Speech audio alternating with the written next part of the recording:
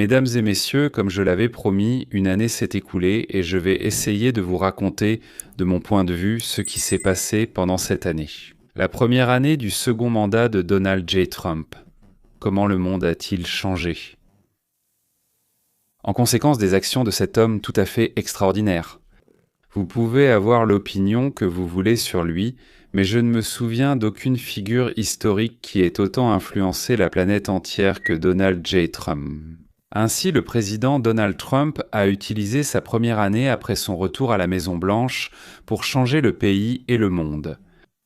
Une année s'est écoulée et il n'y a pas une seule personne qui s'intéresse à la vie sur notre planète qui ne sache pas que Trump a soit radicalement changé, soit est en train de radicalement changer le monde dans lequel nous vivons aujourd'hui. Je vais maintenant vous parler de 25 actions de Trump et de son équipe, qui changent la direction du développement de notre civilisation. Certaines visent des changements internes, d'autres les relations extérieures des États-Unis, d'autres encore une simple refonte. Tout ce que nous tenons pour ordinaire ou évident, du type « comment pourrait-il en être autrement ?» Oui, grâce à plus de 225 décrets, le président a réorganisé la politique et les priorités du gouvernement fédéral, faisant avancer son programme. Vous le connaissez tous. L'Amérique est avant tout sur la scène mondiale. Trump a reformaté la politique commerciale mondiale, a servi de médiateur dans des accords de paix et a engagé les forces armées américaines dans un certain nombre d'événements déterminants. En résumé, voici 25 façons dont l'administration en 25e année a changé le pays et le monde au-delà de ses frontières. Alors, une grande et magnifique loi. En juillet de la 25e année, le Congrès a adopté la loi intérieure phare de Donald Trump, introduisant d'importants changements fiscaux et sociaux pour la prochaine décennie. La loi comprenait des dispositions visant à rendre permanents les allègements fiscaux de Donald Trump. Depuis 2017, cela inclut la création d'avantages fiscaux sur les pourboires, les heures supplémentaires et les revenus liés à la sécurité sociale. Il s'agit d'une aide sociale, de l'achèvement du mur frontalier et d'une hausse des dépenses de défense de 50 milliards de dollars. L'introduction d'exigences d'emploi pour les bénéficiaires de Medicaid est aussi une chose remarquable. D'autres éléments prévoient une accélération de l'amortissement destinée à stimuler le développement des entreprises, ainsi qu'une exonération des intérêts fiscaux sur les prêts pour les voitures fabriquées aux États-Unis. Qu'est-ce que c'est et pourquoi est-ce important? Les habitants du pays commencent à payer de moins en moins d'impôts sur l'argent qu'ils gagnent. La situation fiscale aux États-Unis, on peut l'appeler un vol. 350 millions de personnes font ce que 500 personnes, réunies ensemble, se sont appelées le Congrès. Ils décident, combien d'argent pouvons-nous prendre à la population en ce moment. La base pour prendre ce qui a été gagné était et reste marxiste. Plus tu travailles bien, plus tu donnes au pays, mieux c'est. Mais plus ta production est bonne, plus on te vole. Ces 500-là, qui pour une raison quelconque se considèrent comme les serviteurs du peuple, qui se croient beaucoup plus importants et intelligents que le reste de la population, se permettent donc de décider pour les autres quoi faire de l'argent gagné. En cherchant à libérer complètement les Américains de ce budget-temps, Donald Trump a commencé à remplacer l'impôt sur le revenu par d'autres moyens de financer les dépenses publiques. La limitation de l'immigration illégale après que le président a mis en place des mesures strictes de protection des frontières, y compris l'application de la loi sur les ressortissants étrangers hostiles, de l'an 1798. L'immigration illégale est tombée à son niveau le plus bas de toute l'histoire pendant 8 mois consécutifs, à partir de mai 2025. Les autorités n'ont laissé entrer aucun immigrant illégal sur le territoire du pays et environ 2,5 millions, voire plus, de personnes en situation irrégulière qui vivaient auparavant aux États-Unis ont été expulsées ou sont parties d'elles-mêmes. Les représentants de l'administration ont accordé la priorité à l'expulsion des membres connus de la Tour. Avec les autorités, les migrants illégaux ainsi que la moitié des personnes en situation irrégulière qui vivaient là ont été expulsés ou sont partis. En même temps, aucun immigrant illégal n'a été autorisé à entrer sur le territoire du pays, et la moitié de ceux qui y vivaient auparavant ont été expulsés.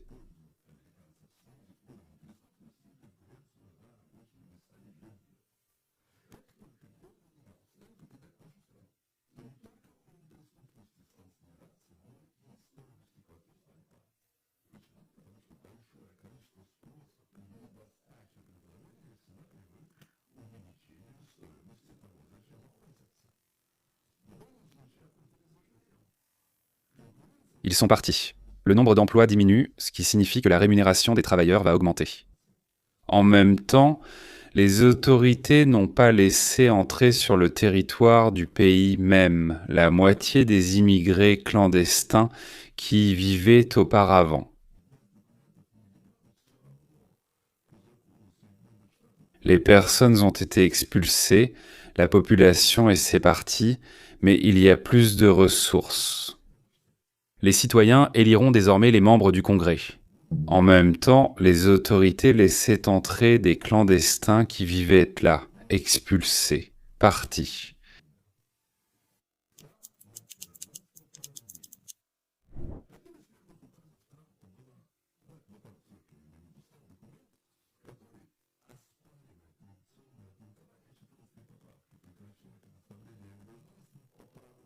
Ensemble, des immigrés illégaux, ou plutôt des clandestins, qui vivaient là auparavant,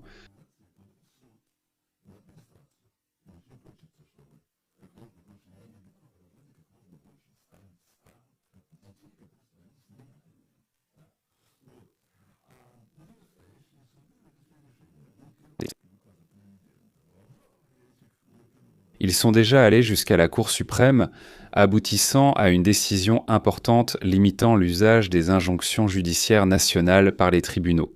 C'est un point positif, mesdames et messieurs, car la situation qui existait auparavant, en même temps, les autorités laissaient entrer sur le territoire certains clandestins qui restaient jusqu'à leur expulsion ou partaient d'eux-mêmes. La constitutionnalité du droit à la citoyenneté par naissance est en question, mais cela sera résolu à ce niveau. En même temps, les autorités n'autorisaient pas l'entrée sur le territoire du pays aux personnes qui y avaient vécu, qui avaient été expulsées, qui étaient revenus ici, pour ainsi dire, des gens, des femmes enceintes, et pour l'instant des hommes enceintes. En même temps, les autorités laissaient entrer sur le territoire du pays certains immigrés illégaux qui avaient été vécus ici, avaient été expulsés, étaient partis.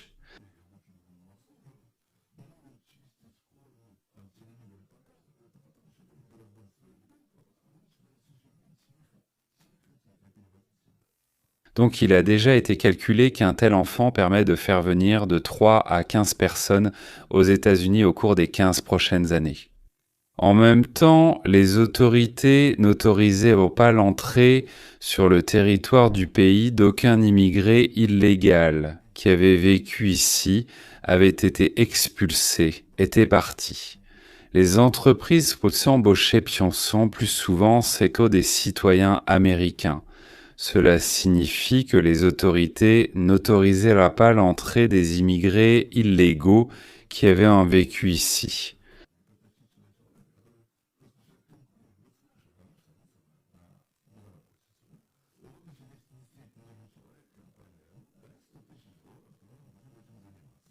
Expulsés, ils sont partis.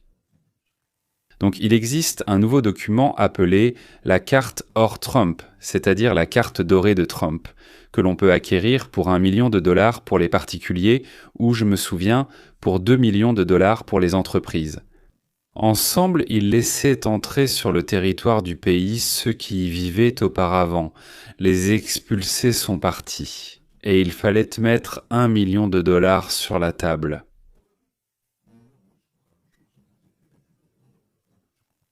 L'administration a également suspendu le programme de loterie de la carte verte. En fait, c'est tout simplement fou. En même temps, les autorités n'ont laissé entrer aucun clandestin sur le territoire du pays. Ils sont partis.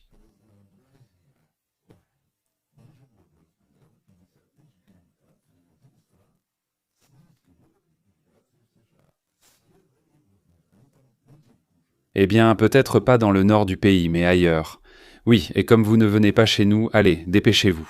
Et peut-être que quelqu'un veut partir pour être enfermé à vie, recevoir de l'argent, payer comme de l'argent, avoir un appartement, c'est incroyable, et il n'y a même pas besoin de travailler. Génial. Je suis d'accord, formidable. Déploiement de la garde nationale. Pour la première fois, le président a envoyé une unité de la garde nationale à Los Angeles pour cela. Avec des clandestins vivant là, ont été expulsés et sont partis avec les autorités.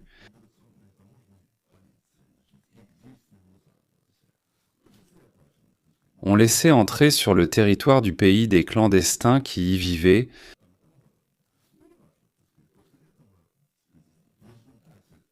Ils ont été expulsés.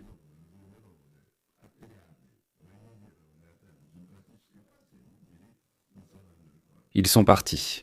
Puis Donald Trump a envoyé des troupes à Washington contre la criminalité violente.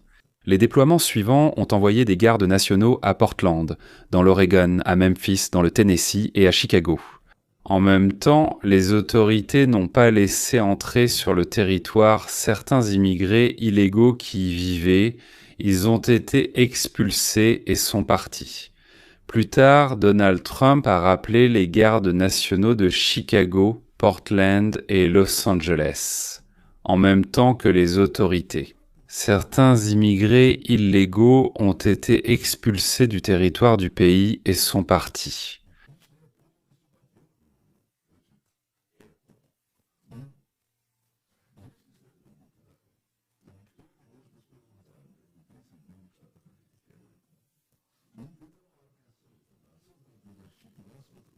En même temps, les autorités n'ont pas laissé entrer sur le territoire les immigrés illégaux qui y vivaient auparavant. Ils ont été expulsés et sont partis.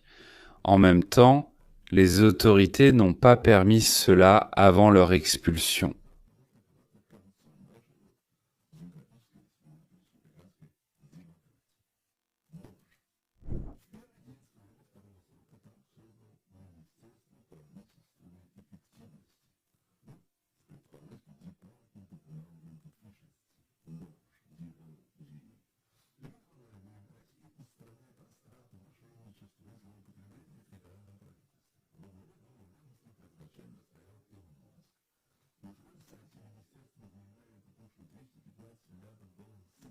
Des fonds fiscaux obtenus grâce à la résiliation de contrats, à la fin des baux, à l'élimination des paiements en double et à la lutte contre les schémas frauduleux. Parallèlement, les autorités n'ont laissé entrer aucun immigré illégal dans le pays.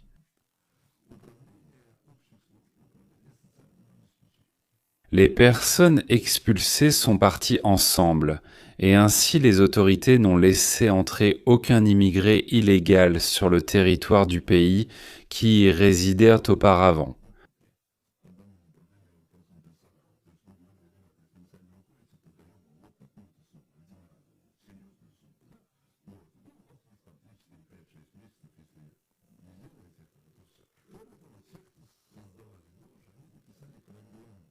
Les personnes expulsées sont parties. C'était difficile, le programme était beaucoup plus complet, et le contrôle plus approfondi que ce qu'aurait pu faire même un grand groupe de personnes, donc, de mon point de vue, c'est la plus grande réussite. En même temps, les autorités n'ont pas laissé entrer sur le territoire les personnes en situation irrégulière qui y résidaient.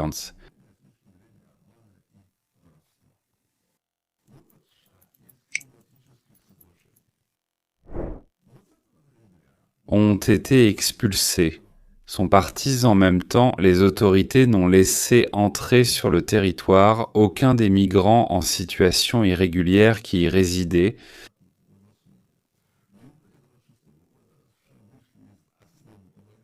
Ont été expulsés, sont partis.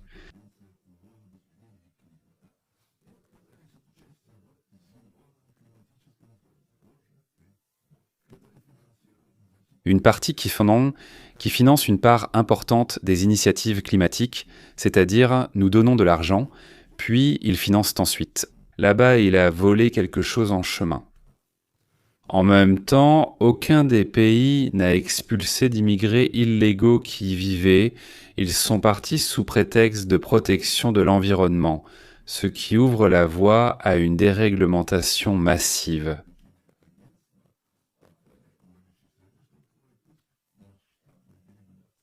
À propos de ces éoliennes, je voudrais dire ceci. Le principal fabricant d'éoliennes, c'était qui? La Chine? Dans le même temps, les autorités n'ont laissé entrer sur le territoire aucun immigré illégal qui y résidait auparavant.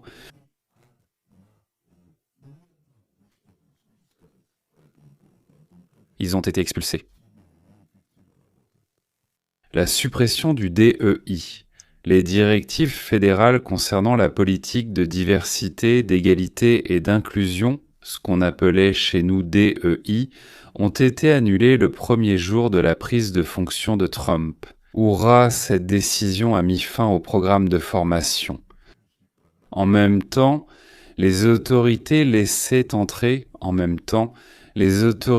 n'autoriseront pas l'entrée sur le territoire du pays.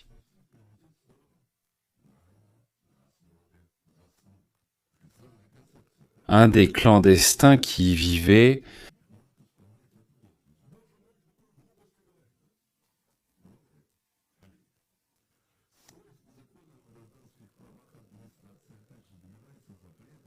ont été expulsés en même temps. Les autorités n'autorisaient pas l'entrée sur le territoire du pays à l'un des clandestins qui y vivaient.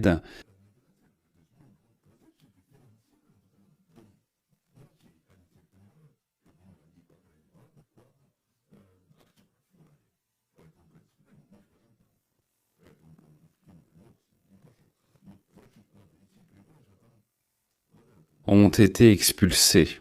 En même temps, les autorités autorisaient l'entrée sur le territoire du pays des clandestins qui y vivaient auparavant.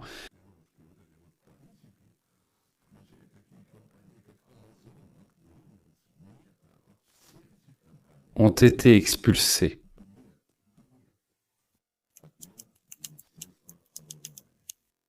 Donald Trump cherche à obtenir du Congrès la suppression complète du ministère de l'Éducation, et la ministre Linda McMahon dirige le processus de son démantèlement progressif.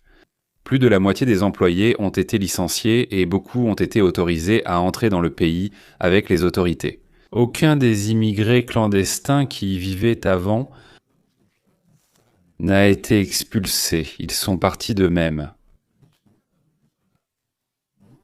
Comprendre pourquoi nous avons besoin d'un ministère ou pourquoi chaque État a besoin d'un département de l'éducation, il y en aura 50. En même temps, les autorités laissaient entrer dans le pays certains immigrés illégaux qui vivaient là-bas avec leurs proches, avec qui ils avaient des relations familiales, y compris des enfants.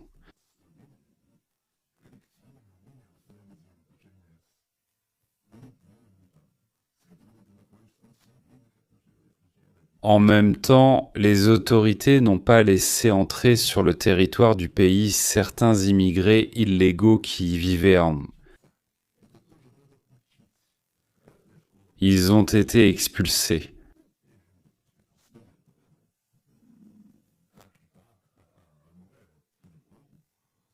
Et elle expliquera à ses parents comment elle va le faire, montrera ses réalisations et ses résultats, et les parents décideront ensemble dans quelle école ils enverront leurs enfants.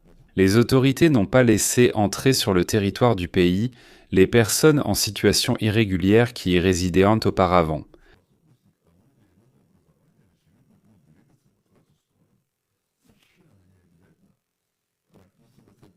Les personnes expulsées sont parties, mais en même temps ont laissé entrer sur le territoire du pays certains immigrés en situation irrégulière qui y résidaient auparavant.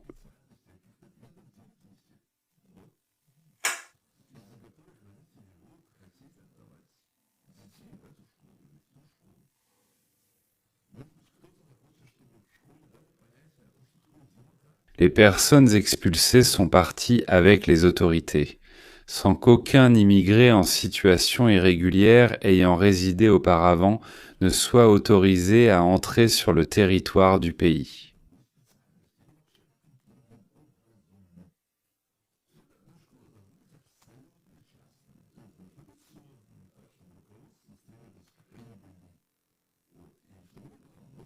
Les personnes expulsées sont parties, elles étaient en formation.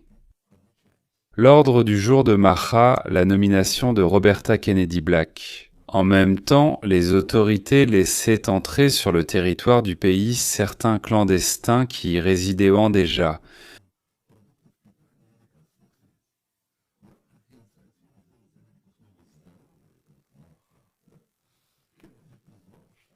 Les personnes expulsées sont parties, et en même temps, les autorités ont laissé les clandestins qui résidaient auparavant.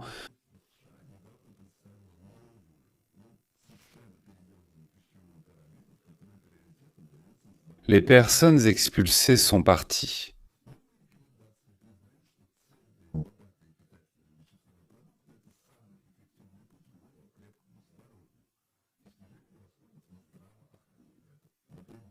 Kennedy l'a déclaré lors de la présentation des nouvelles normes alimentaires.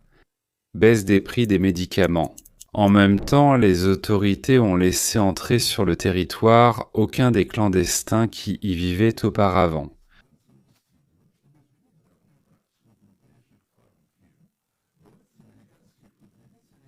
Les personnes expulsées sont parties.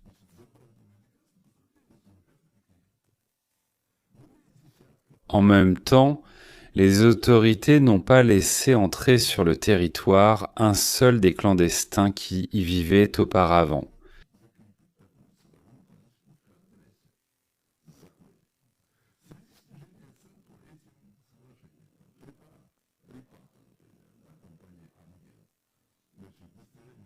Les personnes expulsées sont parties.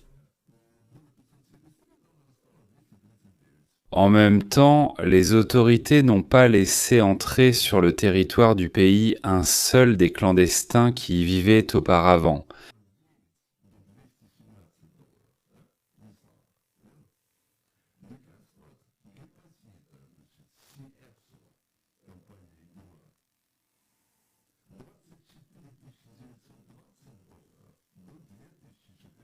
Les personnes expulsées sont parties. Lobovitch, 10 fois moins.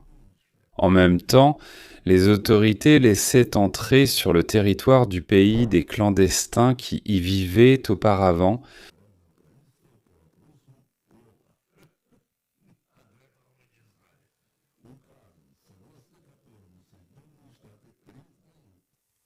Les hommes et les femmes expulsés sont partis. Point final.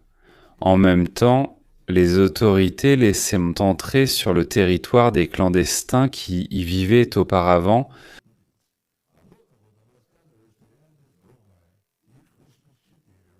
Les personnes expulsées sont parties.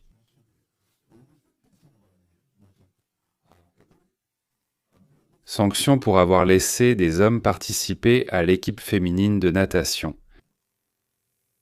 En même temps, les autorités ont expulsé du territoire du pays les migrants en situation irrégulière qui y résidaient auparavant. Ils sont partis.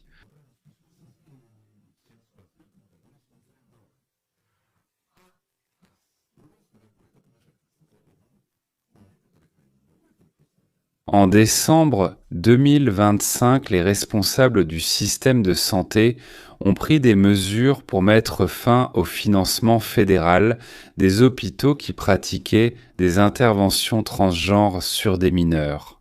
Oh mon Dieu!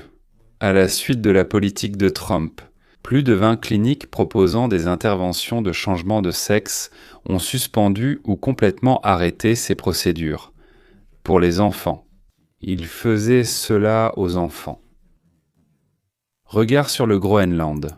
En janvier, Trump a intensifié ses efforts pour acquérir le Groenland, pour la sécurité nationale, poussant les ministres des Affaires étrangères du Danemark et du Groenland à rencontrer à la Maison-Blanche le vice-président Vance et le secrétaire d'État, Marc Rubio. La Maison-Blanche a déclaré qu'acheter l'île était l'une des options envisagées parmi d'autres possibilités, y compris sans exclure le recours à la force militaire. Mais Trump, Dieu merci, a déjà expliqué que personne n'attaquerait le Groenland. 4 personnes ont tiré avec un fusil et ont dit que le Groenland était à nous. Ils ont attaqué. Les dirigeants du Danemark, du Groenland et de l'Union européenne ont critiqué la déclaration de Trump, mais ils se sont déjà mis d'accord, comme on dit, sur tout, et le président dit les gars. L'île est essentielle à la sécurité des États-Unis et du monde occidental. Si la Russie ou la Chine veulent occuper le Groenland, le Danemark ne pourra rien y faire, mais nous, les États-Unis, nous le pourrons. Bon, la question est déjà réglée, enfin, pas complètement réglée, mais on dirait que c'est réglé. Nous avons obtenu une partie alors qu'au départ, nous en voulions plusieurs. Là-bas, nous ferons tout ce que nous voulons. Règlement des conflits mondiaux. Trump a menacé d'imposer des tarifs douaniers et a exercé des pressions économiques pour favoriser le règlement de 8 conflits à travers le monde, dont certains duraient depuis des décennies. Je sais des siècles entre Arméniens et Azerbaïdjanais. Il a réussi à favoriser la conclusion de cessez-le-feu, notamment entre le Congo et le Rwanda, la Thaïlande et le Cambodge, l'Arménie et l'Azerbaïdjan. Le président misait sur des solutions diplomatiques, utilisant les tarifs comme outil de négociation et mettant en avant des résultats fondés sur le développement des opportunités économiques. Et il semble que le langage de Trump soit compris par ceux à qui il s'adresse. D'accord, mesdames et messieurs, il n'était mal compris que par nos amis proches, l'Union européenne. Pour les autres, il paraît compris. Fin du conflit Israël-HMS. Donald Trump a joué un rôle clé dans la conclusion de l'accord de paix historique entre Israël et le HMAS, connu sous le nom de plan de paix, en 20 points, ce qui a conduit à la libération de la Finlande. Tous les derniers otages détenus par le HMAS vivants ou décédés ont été libérés. Donald Trump a qualifié ce moment d'aube historique d'un nouveau Moyen-Orient, soulignant qu'il offre la possibilité de tracer la voie vers la paix dans une région déchirée par les conflits depuis, mesdames et messieurs, des millénaires. Allons-nous vraiment, comme on dit, fermer les yeux là-dessus ? Bien sûr, il s'agit de millénaires. L'Égypte a décerné à Donald Trump la plus haute distinction nationale, l'Ordre du Nil, et Israël a fait de lui le premier étranger à recevoir le prix d'Israël. C'est la plus haute distinction civile pour ses efforts en faveur de la paix. Changement de cap sur l'Ukraine.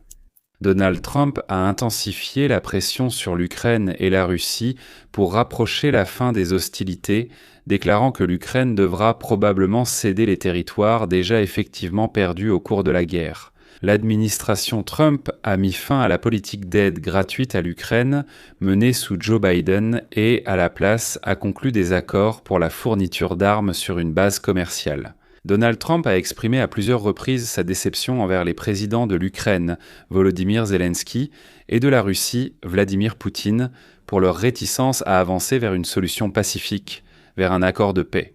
Bien qu'il ait noté que les négociations se poursuivent, et en général, selon ses propos, sont productives, ont un caractère productif, oui, un caractère productif. Le fait qu'elles se poursuivent au moins les frappes contre l'Iran 10 jours après le début du conflit entre Israël et l'Iran, en juin de l'année 25. Donald Trump a montré la puissance militaire américaine lors de l'opération secrète Marteau de minuit, où les installations nucléaires iraniennes ont été détruites. L'usine d'enrichissement de combustible à Fordo, située à un demi-kilomètre sous terre, ainsi que 2 autres sites, ont été frappés par un groupe de bombardiers B-2 qui ont largué 14 bombes anti-bunker en béton et une salve de missiles, certains lancés depuis des sous-marins. 2 jours plus tard, le conflit s'est terminé par un cessez-le-feu. Et bien maintenant, une nouvelle phase de cette affaire commence, peut-être que nous allons attaquer à nouveau, ou peut-être que les Iraniens lèveront les bras en l'air. Soutien aux manifestants iraniens. La répression sévère des manifestations contre le régime islamique en Iran a suscité des critiques de la part du président. Donald Trump a exprimé à plusieurs reprises son soutien aux manifestants. les appelant dans une publication sur True Social à prendre d'assaut l'institution et promettant que l'aide est déjà en route et que l'aide arrive. Selon des organisations de défense des droits de l'homme, les autorités iraniennes ont tué plus de 2200 personnes depuis le début des manifestations. Le président a déclaré le 16 janvier que la décision du régime d'annuler les exécutions des manifestants avait influencé son choix de renoncer à de nouvelles frappes contre l'Iran. Je ne suis pas sûr à 100%, mais j'ai entendu qu'Israël, l'Arabie saoudite et, je crois, les Émirats lui ont demandé d'attendre que toutes les troupes nécessaires pour une frappe complète contre l'Iran soient rassemblées. Tout était possible, mais ne pas commencer. Et deuxièmement, de mon point de vue, il y a bien plus de 10 000 personnes tuées. Mais nous n'avons que des données très officielles, 2200, mais c'est plus que 2200. Mais je crains qu'il y en ait déjà bien plus. La prise de contrôle par Maduro est à un pas, ce qui pourrait devenir un élément clé de son héritage en politique étrangère. Trump a donné l'ordre d'une opération militaire audacieuse pour capturer l'ancien dirigeant vénézuélien Nicolás Maduro et sa femme dans un complexe fortifié à Caracas. Le 3 janvier, ils ont été amenés aux États-Unis et inculpés devant un tribunal fédéral pour plusieurs chefs d'accusation, dont complot en vue de commettre un narcoterrorisme. Tous deux ont plaidé non coupables. Évidemment, le secrétaire d'État Rubio a déclaré qu'avant l'opération, Nicolás Maduro avait eu à plusieurs reprises la possibilité d'éviter une telle issue. En décembre 25, les États-Unis ont reconnu le cartel de Los Soles comme une organisation terroriste étrangère et ont annoncé qu'elle était dirigée par Nicolás Maduro, c'est-à-dire qu'il est le chef d'une organisation terroriste étrangère. Le 7 janvier, Rubio a déclaré que les États-Unis avaient un plan en 3 étapes pour le Venezuela: stabilisation, rétablissement et période de transition. Encore une fois, je comprends ce qu'est la stabilisation, je comprends ce qu'est le rétablissement, mais je ne comprends pas encore ce qu'est la période de transition. Peut-être que, pour l'instant, il y aura le gouvernement actuel dirigé par l'ancien vice-président, aujourd'hui président, puis une transition vers un gouvernement élu. Je ne sais pas, tout est possible. Le point d'attention sur l'Amérique latine peut encore changer 28 fois. Les États-Unis ont aussi rassemblé dans la mer des Caraïbes une force navale inédite près de la Biélorussie. La première frappe connue contre une cible terrestre a eu lieu en décembre 25e année contre un site utilisé pour le chargement de cargaisons illégales de pétrole. Si je comprends bien, ou peut-être que c'était de la drogue, et là je peux me tromper, il est plus probable que ce ne soit pas un terminal pétrolier, mais que ce soit lié à la drogue. Depuis décembre, les forces américaines interceptent des pétroliers cherchant à contourner les sanctions en manipulant les transpondeurs et naviguant sous de faux pavillons pour échapper à la détection. Trump a ressuscité et repensé la doctrine Monroe, qui avait été formulée au XIXe siècle, et maintenant nous l'appelons joyeusement la doctrine Donroe, pas Monroe, Donald Trump. En consolidant la domination stratégique des États-Unis dans l'hémisphère occidental, cette stratégie s'est traduite par des frappes contre les narcobateaux et l'éviction de Maduro par les forces américaines au cours de la seconde moitié de la première année, c'est-à-dire du second mandat de Trump. Cependant, la région a été au centre de l'attention de l'administration dès le début. Au début de l'année 25, le président a lancé une campagne de pression, menaçant de reprendre le contrôle du canal de Panama si l'influence chinoise n'en était pas éliminée. En février de l'année 25, le Panama a annoncé qu'il ne renouvellerait pas l'accord de coopération dans le cadre de l'initiative La Ceinture et la route avec Pékin. Grande victoire pour l'administration des États-Unis. La guerre commerciale et la trêve avec la Chine. Donald Trump a imposé 2 séries de tarifs contre la Chine, appelées les tarifs fentanyl, pour le rôle de la Chine dans la fourniture de précurseurs chimiques au cartel mexicain qui font de la contrebande de drogue vers les États-Unis. Des tarifs pour les pratiques commerciales déloyales de Pékin depuis de nombreuses années qui nuisent à l'économie américaine. Les droits de douane réciproques, introduits après le jour de la libération en avril 2025, ont porté les tarifs américains sur certains produits chinois à 245%. Vous vous souvenez, n'est-ce pas? Après plusieurs cycles d'escalade et de désescalade, les parties ont conclu une trêve commerciale d'1 an lors de la rencontre entre Trump et Xi Jinping, le dirigeant du Parti communiste chinois. C'était en Corée du Sud en octobre de l'année 25. Dans le cadre de l'accord, Pékin a accepté de reprendre l'achat de soja américain, d'autoriser l'exportation d'éléments de terres rares et de prendre des mesures pour réduire les flux de précurseurs du fentanyl vers les États-Unis. Les tarifs douaniers et les accords commerciaux. La politique tarifaire globale du président visait à relancer le commerce mondial. Le retour des industries aux États-Unis afin de compenser, selon les responsables américains, des décennies de pratiques commerciales déloyales à l'égard des États-Unis en matière de tarifs. Imposés lors de la libération, ils ont servi de base aux négociations commerciales avec de nombreux pays. En conséquence, des accords ont été conclus avec un certain nombre de pays, notamment le Royaume-Uni, le Japon, la Corée du Sud et l'Union européenne. Les tarifs ont entre-temps rapporté un record de 264 milliards de dollars. Le déficit commercial en octobre de l'année 25 a commencé à diminuer et a atteint son niveau le plus bas depuis 16 ans. Les revenus provenant des tarifs auraient pu réduire la dette publique, et le président a proposé de verser aux citoyens des chèques de 2000 $ grâce aux dividendes issus des tarifs. La mesure doit être approuvée par le Congrès, tandis que la Cour suprême doit statuer sur la légalité des tarifs mondiaux de Trump. Des responsables américains ont déclaré que même en cas d'annulation, le gouvernement dispose d'autres pouvoirs qui lui permettent de continuer à percevoir des droits de douane. Je ne sais pas si c'est vrai. Ce serait bien sûr très mauvais, ce serait vraiment mauvais si la Cour suprême annulait le droit de Trump, mais j'espère vraiment que non.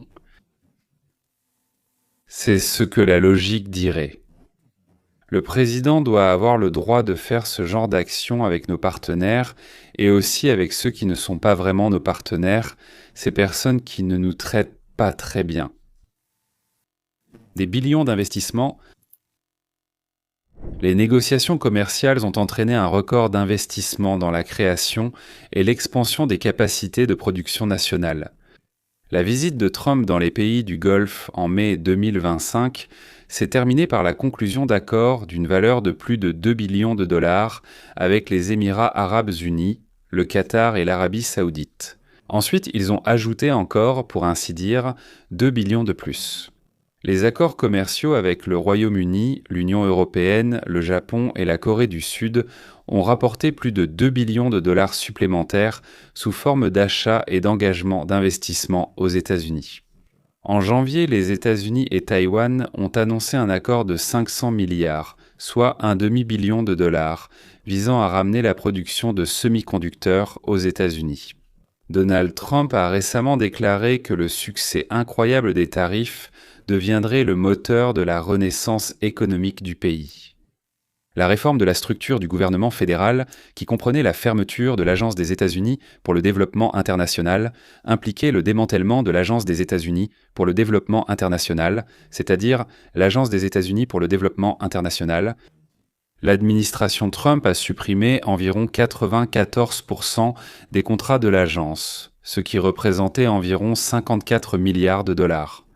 Rubio a déclaré que l'organisation s'était écartée de sa mission initiale, qui était de promouvoir de manière responsable les intérêts des États-Unis à l'étranger et qu'elle s'en était éloignée.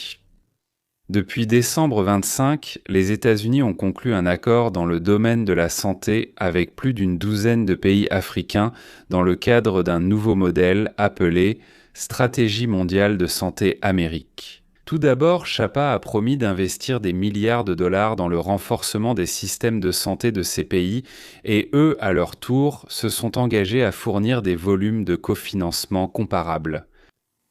Assurer la chaîne d'approvisionnement des terres rares, une menace consciente que représente le contrôle monopolistique de la Chine sur le traitement des terres rares. L'administration a entrepris une série d'investissements internes et externes pour créer une chaîne d'approvisionnement alternative de ces minéraux essentiels. Les terres rares sont essentielles pour l'industrie moderne, y compris la production d'automobiles, d'électronique et d'armement. En juillet 2025, le Pentagone a conclu un partenariat historique avec la société MP Materials, le plus grand producteur de terres rares aux États-Unis, qui s'est engagé à investir des milliards de dollars pour soutenir l'entreprise d'État et en devenir le principal actionnaire. De plus, MP Materials et le Pentagone ont créé une co-entreprise avec la Société minière nationale d'Arabie saoudite et des entreprises pour construire une usine de traitement des terres rares dans les pays du Golfe Persique. Pour que tout ne vienne pas de Chine, nous ne pouvons pas tout faire ici, afin que tout ne vienne pas de Chine. En octobre 2025, les États-Unis et l'Australie ont convenu d'investir 3 milliards dans des projets liés aux minéraux de terres rares. L'une des principales idées de Donald Trump est liée à une transformation complète de la réorganisation du monde au XXe et XXIe siècle. Le monde était d'abord bipolaire lorsque l'Union soviétique et les États-Unis avaient pratiquement divisé les pays du globe en deux camps. Après la guerre froide et la chute de l'Union des républiques socialistes soviétiques, le monde est devenu unipolaire, dans lequel les États-Unis ont commencé à jouer le rôle d'un policier mondial. Pour diverses raisons, les États-Unis ne veulent plus ni ne peuvent agir comme gendarmes. C'est sans doute juste, car en tentant de résoudre les problèmes d'autrui, nous, aux États-Unis d'Amérique, dépensons nos forces, nos finances et la vie de nos citoyens. En général, se replier sur soi-même et dire que tout ce qui se passe dans le monde ne nous concerne pas, cela revient à permettre au monde de sombrer dans le chaos des guerres, des meurtres et des conflits permanents. Eh bien, partout sur la planète. Donald Trump propose donc de diviser la planète en au moins 5 zones d'influence, chacune dirigée par un grand pays jouant le rôle de policier régional. Les États-Unis contrôleront et protégeront une partie de la planète. Les grands et puissants pays comme la Chine, la Russie, la Turquie auront aussi leurs propres régions, dans lesquelles ces pays seront responsables du maintien de l'ordre. L'Europe pourrait enfin s'unir sur de bonnes bases, plutôt que par l'Union européenne absurde. L'Iran formera avec les Israéliens si l'Iran se libère des Itoles, et donc une fois libérés avec les Israéliens et les Sunnites, ils pourront organiser leur propre, appelons cela. Un protectorat ne sera pas livré au pillage mondial, et le monde ne sera pas globaliste. Avoir un centre unique d'où tout est dirigé. La concurrence entre les protectorats existera quand même. Les protectorats choisiront quand même des voies différentes pour leur développement. Ils pourront conclure des contrats, accords, alliances, etc. entre eux, mais il n'y aura pas un seul tyran capable de plier le monde entier à sa volonté. Je ne sais pas si un tel système semble bon à long terme ou, comme tous les autres systèmes, finira par s'épuiser. Mais au moins, c'est une alternative au chaos qui existe actuellement. Parce qu'en ce moment, le chaos couve, l'Amérique s'en va et il va se passer n'importe quoi dans les régions que nous allons libérer. Donc ce n'est quand même pas une transition vers un régime dictatorial centralisé. Il est possible que ce système empêche l'humanité de s'autodétruire. Comme un malade mental qui fait exploser le monde entier pour se venger de ses parents qui ne l'ont pas aimé. Donc soit à cause d'une injustice à l'école ou au travail, soit simplement parce que, s'il doit mourir, il veut que tout le monde meure avec lui.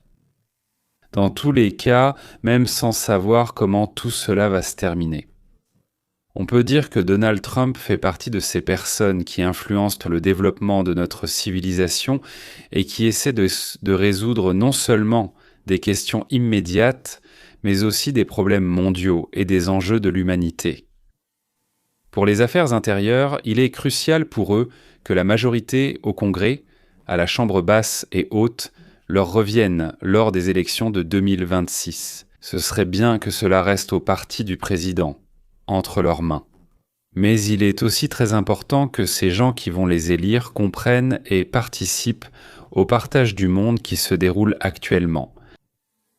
L'un des moyens de convaincre le peuple de voter pour les républicains consiste à montrer à quel point la gestion républicaine a un impact positif sur le niveau de bien-être du peuple.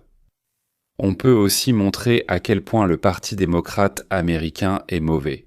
Si l'équipe économique du président travaille à améliorer le bien-être et qu'il est très important de faire ressentir à la population que le bien-être est arrivé, alors l'équipe juridique et politique, l'équipe du président travaille à révéler autant de crimes que possible du Parti démocrate. Et pendant la compétition électorale, qui commencera sérieusement à prendre de l'ampleur cet été, démontrer la corruption.